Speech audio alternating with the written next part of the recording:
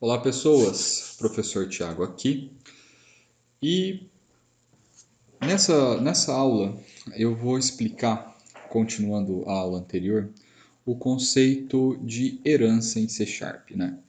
Mas antes de explicar o conceito de herança, vamos clarificar um pouco a maneira que a gente está trabalhando, né? Separei aqui uma espécie de um enunciado genérico que é muito comum em exercícios de orientação a objeto. Então, veja só, desenvolva um sistema de uma escola, onde existem professores que lecionam disciplinas para turmas que contêm vários alunos. Dentro desse enunciado, a gente pode notar que a gente vai ter que utilizar muitos conceitos que a gente já viu até agora, né?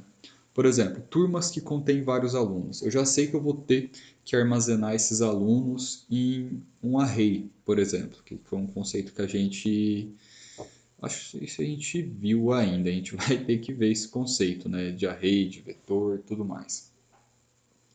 E também identificar funcionalidades específicas do meu sistema. Então, se eu tivesse começado a programar esse sistema aqui com a classe pessoa, não faz muito sentido uma pessoa sozinha aqui dentro desse sistema. Por quê? Ou essa pessoa vai ser um professor, ou ela vai ser aluno. Ambos são pessoas, só que desempenham papéis diferentes. E eu vou utilizar o exemplo de herança para explicar esse caso. Eu não preciso apagar tudo que eu fiz na classe pessoa, mesmo porque, quando eu considero aluno e professor, ambos têm essas características, porque são pessoas. Só que eu preciso restringir o que o meu sistema vai fazer e quais vão ser as possibilidades dentro dele. Então, primeira coisa que eu vou fazer, eu vou criar esses dois atores, professor e aluno, dentro do meu sistema. E esses atores, eles são simbolizados por classes, né? Então, vou vir aqui, vou criar duas classes. Vou criar uma classe, cadê? Adicionar, classe, professor. Vou adicionar mais uma classe aqui, chamada aluno. Então tá aqui, né? Minhas três classes dentro do meu programa. Qual que vai ser a ideia? Pessoa vai ser uma classe genérica que vai conter todas as coisas que as pessoas têm, de aspecto geral. E dentro de professor e aluno, eu vou colocar aspectos que são específicos de cada um. Por exemplo, dentro de aluno, eu vou ter que ter um método aqui, por exemplo, public void estudar. E aí passo um string disciplina. Tá? E aqui, por exemplo, eu faço o seguinte: console.writeLine está estudando qual disciplina que é, e a gente acessa o parâmetro aqui, disciplina. Muito bem. Isso um aluno faz, um aluno estuda. E o professor? Professor, public void lecionar. Também está lecionando uma disciplina, né? Então, string disciplina. Então, console writeLine está lecionando disciplina. Muito bem. Até aqui eu não tenho nenhum problema. Tudo funciona certinho, né? A gente não pode esquecer de colocar o public class aqui para usar essa classe depois lá no nosso program. Public class, né? E aí? Como que eu faço para utilizar todos os recursos que estão disponíveis na classe pessoa, na classe pessoa, na classe professor e na classe aluno, né? Eu preciso estabelecer o que a gente chama de relação de herança. O que é a relação de herança? Quando eu faço isso aqui, ó, eu coloco esses dois pontinhos e coloco pessoa, eu estou dizendo que quase todas as propriedades, quase todos os campos e os métodos que estão declarados em pessoa, eles também vão valer para aluno. Por que quase todos? Porque tudo que tiver definido como private só vai estar visível aqui no contexto da classe. Tudo que tiver definido como public não tem problema, também vai estar disponível aqui no contexto do que a gente chama de classes filhas. Então, aluno é uma classe filha de pessoa. E por que está ranhetando aqui? Ó? Porque ele está pedindo para mim o construtor da classe aluno. Por que ele está pedindo isso? Porque lá na minha classe pessoa eu tenho um construtor que exige aquele parâmetro nome. Então, para a minha relação de herança poder funcionar aqui, eu vou ter que obrigatoriamente declarar um construtor para aluno. Então, vamos chegar aqui, né? Public aluno string nome. E aí, o que eu vou fazer? Eu vou chamar o construtor da minha classe pessoa para passar o parâmetro que ele quer. Para chamar construtores em C#, eu uso esse base, né? O que é o base? Quando eu chamo a instrução base, eu estou chamando a classe pessoa. Se você está achando essa declaração muito estranha, eu concordo com você. Eu que vim do PHP e do Java, né, quando a gente vai chamar método construtor de classe pai, né, é mais fácil, é mais intuitivo. Essa declaração ela não me parece muito interessante, mas a gente consegue explicar ela. A gente explica assim, ó. A gente declara o construtor de aluno, né, recebendo um parâmetro nome, e com os dois pontos base, a gente está pegando o que tiver no parâmetro nome e lançando para cá. E o base passa para quem? Passa para a classe pessoa. Isso resolve o nosso problema aqui de instâncias, né? Vamos fazer o seguinte, vamos testar isso aqui. Deixa eu chegar aqui. A gente tem um montão de coisa do exemplo anterior. Deixa eu comentar tudo isso e a gente vai fazer aqui embaixo. Então, mais um pouquinho tela preta, isso. Minha classe aluno, vou chamar de A1, é igual a new aluno.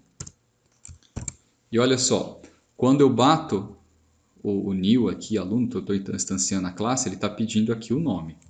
Então eu vou colocar aqui aluno. Tudo bem, deu certo, né? Tá, mas até agora nada de novo, Thiago. O que mais que a gente pode fazer aqui? Quando eu chamar o A1 e eu bater o ponto, olha o que está disponível aqui para mim. Ó. Andar, comer, estudar, idade, nome, peso, sexo, o toString. Na onde que todas essas coisas estão implementadas, né? Elas não estão implementadas na minha classe aluno. Só o estudar, né? E eu consigo ver por aqui, ó, aluno.estudar. De fato, isso daqui está implementado na classe aluno. E todo o restante está implementado na onde? Na classe pessoa. Então eu estou reusando esse código. Por que eu estou reusando? Eu vou fazer o mesmo esquema aqui, ó, em professor. Então vou declarar o construtor de professor naquele mesmo formato do aluno, ó, public professor string nome, chamando o construtor da classe pai, que eu não especifiquei a classe pai, né? Essa foi boa. Pessoa base nome. Passando meu parâmetro para o construtor, muito bem. Não preciso fazer nada aqui, tá? Quando eu estou instanciando, ele já faz a atribuição automática. Então, essa é uma parte interessante, que a gente pode fazer outras coisas depois. Então, ó, aluno.estudar. Isso é um método e que eu tenho que colocar os parênteses. Que ele está ranhetando aqui comigo. Ah, ele está pedindo um parâmetro disciplina, ó. Uf, foi sem querer. Então, vou colocar aqui programação. Ali está estudando programação. E se eu fosse colocar um professor também, né? Como que isso funcionaria? Então, seria aqui, né? Professor pro1 igual a new professor. Esse professor é quem? Sou eu. E pro um ponto, lá, todos os métodos que estão disponíveis na classe pessoa e também o método lecionar, que é exclusivo da classe professor. Como você pode ver, ó, na classe professor eu não tenho o método estudar, embora a gente estuda muito também. Programação. E aí, vamos ver isso aqui funcionando, para ver se a nossa relação de herança vai estar funcionando mesmo?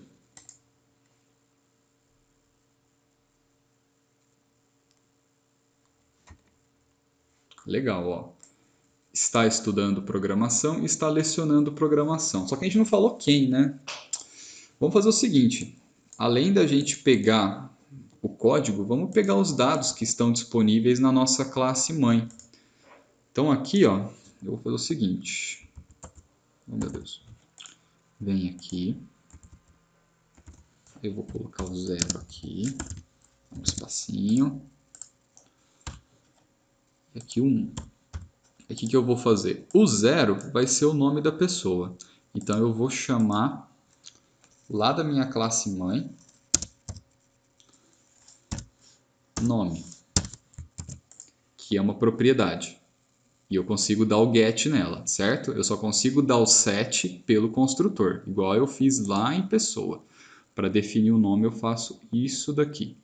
Então perceba que eu já estou afunilando um pouquinho mais toda a minha parte de orientação a objeto, criando regras para que eu possa desenvolver o meu programa. Se você é uma pessoa esperta, você já percebeu que tudo que a gente está usando no C Sharp, por exemplo, console.writeLine, isso é uma classe e isso é um método. Então a gente está usando coisas de orientação a objeto para conseguir fazer outros programas. Então eu vou repetir esse procedimento aqui. Eu vou até copiar aqui, que é quase igual. Eu economizo um pouquinho de tempo, né? Só vou trocar aqui para lecionando. Nome disciplina. Da onde está vindo esse nome? Não está vindo daqui, ó, porque aqui eu não estou pegando dado nenhum. Eu estou definindo isso na onde? Lá na minha classe base, que é a classe pessoa. Vamos executar para ver o que vai acontecer. Olha lá. Maria está estudando programação. Tiago está estudando programação. Outras coisas que eu poderia fazer, ó. Dentro da programação do meu sistema, vem alguém e faz isso aqui, ó. Declara uma pessoa João.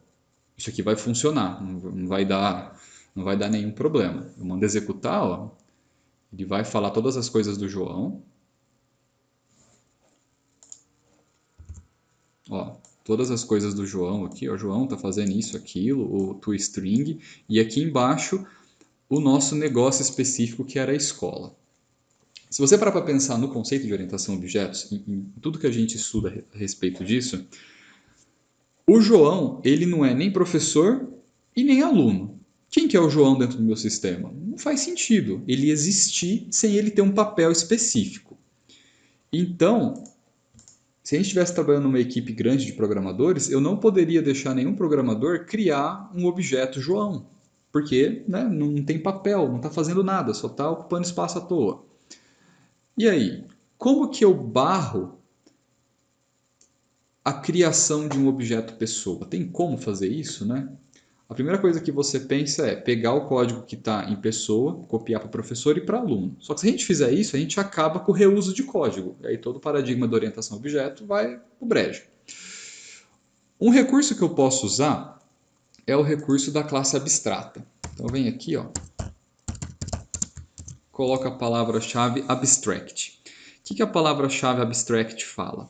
Ele fala que pessoa existe, o código está implementado, está funcionando, tudo bem, só que ela tem um caráter abstrato. O que é uma coisa abstrata? Que eu não consigo reproduzir no mundo físico. Então, ela vai existir a classe, só que eu nunca vou conseguir criar um objeto dela. E se eu voltar aqui no meu programa, está tudo riscado em vermelho. Passo o mouse por cima e ele fala, ó, não é possível criar uma instância da classe abstrata pessoa. No entanto, quando você para aqui para olhar, aluno, está herdando de pessoa e está executando tudo normalzinho. Inclusive, ó, eu posso até fazer isso daqui, ó, A1 ponto, sexo, né, feminino, A1 ponto, que mais? Peso igual a 60, A1 ponto, que mais que eu tenho aqui? Idade igual a 20, tá? O que a gente consegue fazer aqui? Você está vendo que ele está pedindo para fazer a declaração simplificada já, né? Mas eu vou deixar assim para você ter uma noção de que A1 contém o objeto aluno, que é a Maria, né? E aí eu estou definindo a propriedade de A1, sexo, a propriedade de peso, estudar, e aqui eu estou chamando o método programação. Ah, mas e aquele método toString que a gente fez? Está disponível aqui também, ó. Só que o toString ele só retorna uma string, né? Se a gente quiser mostrar, a gente vai ter que usar algo parecido com isso daqui, ó. Então aqui no caso vai ser, ao invés de P2, que não existe mais, né? A1.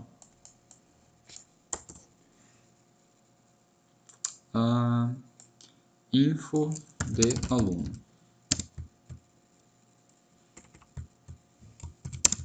Tá? Como eu defini essas propriedades, defini tudo certinho, eu vou mandar executar para a gente ver como vai ser esse resultado aqui. Ah, legal, ó.